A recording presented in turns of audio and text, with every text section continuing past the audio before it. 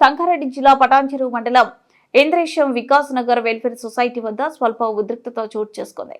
పోలీసుల జోక్యంతో గొడవ సదుమణగడంతో ప్లాట్ల యాజమానులు సమావేశం ఏర్పాటు చేసుకున్నారు. ఇంద్రేశం గ్రామ పరిధిలోని 210 ఎకరాల్లో 1986 సంవత్సరంలో వికాస్ నగర్ వెల్ఫేర్ అసోసియేషన్ లో 1300 మంది ప్లాట్లను కొనుగోలు చేశామని, అప్పటి అసోసియేషన్ సభ్యులు లోపలకు రానివ్వకుండా ఇబ్బందులకు గురి చేస్తున్నారని ప్లాట్ల యాజమానులు ఆవేదన వ్యక్తం చేస్తున్నారు.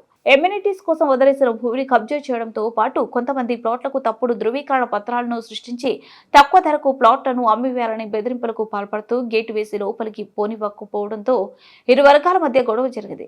పోలీసులకు ఫిర్యాదు చేయడంతో సంఘటన స్థలానికి చేరుకున్న పటాన్చెరు పోలీసులు ఇరు వర్గాలను కూర్చోబెట్టి నచ్చజెప్పారు. అనంతరం ఏర్పాట్లు చేసిన సమావేశంలో ప్లాట్లు యాజమానులు మాట్లాడుతూ వికాస్ నగర్ వెల్ఫేర్ అసోసియేషన్ లో 2 అసోసియేషన్లు ఏర్పాటు చేయడంతో పాత అసోసియేషన్ సభ్యులు ఇబ్బందులకు గురి చేస్తున్నారని వాపోయారు. చాలా మంది ఎల్ఆర్ఎస్ కింద దరఖాస్తు చేసుకుని ఫీజు కూడా చెల్లించడం జరిగిందని, రిజిస్ట్రేషన్ కానివ్వకుండా పాత అసోసియేషన్ వారు అడ్డుపడుతూ బెదిరింపులకు పాల్పడుతున్నారన్నారు. గోపులూర్దుమారెడ్డి అండి. నేను Vikas society one of the plot owner.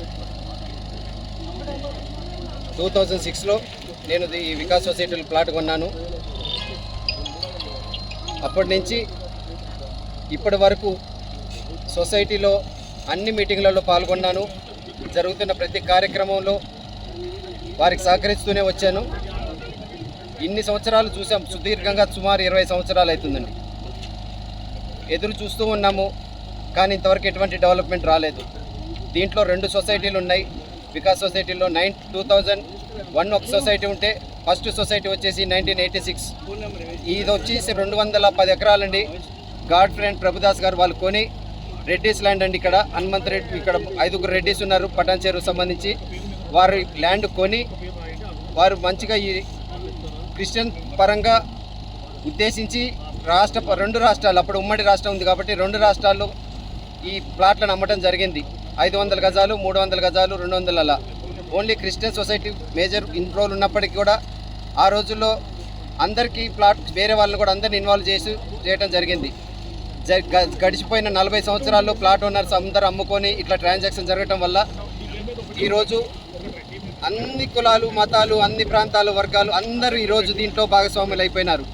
ఇది ఎటువంటి ఒక వర్గానికి సంబంధించినటువంటి ఇది కాదు.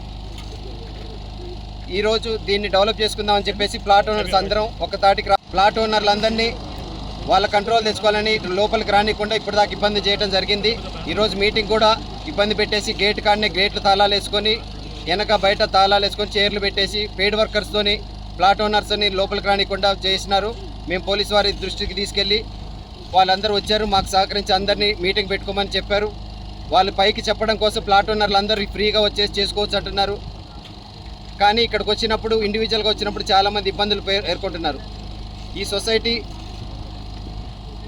ఇబ్బందుల్ని రేపు ఎల్ఆర్ఎస్ కోసం ఏదైతే గవర్నమెంట్ స్కీమ్ ఇచ్చిందో మేము కట్టుకోలేకపోతున్నాం, ప్రొహిబిషన్ ఉందని చెప్పేసి కలెక్టర్ గారిని కలిసినప్పుడు వారు మాకు ఎంతగానో సహకరించి దాని ప్రొహిబిషన్ నుంచి తీసేయటం, మేము ఎల్ఆర్ఎస్ కట్టుకోవడానికి అవకాశం ఇచ్చారు. సుమారు 400 మంది, 1/3 మంది ఇప్పుడు ఇమీడియట్గా ఎల్ఆర్ఎస్ కట్టారు, ఇంకా కూడా కడుతున్నారు. 50% ఎల్ఆర్ఎస్ ఈ అవకాశంతో కంప్లీట్ అయిపోతుంది. తక్కిన వాళ్ళు కొంతమంది అప్లై చేసుకోలేదు, 1000 రూపాయలు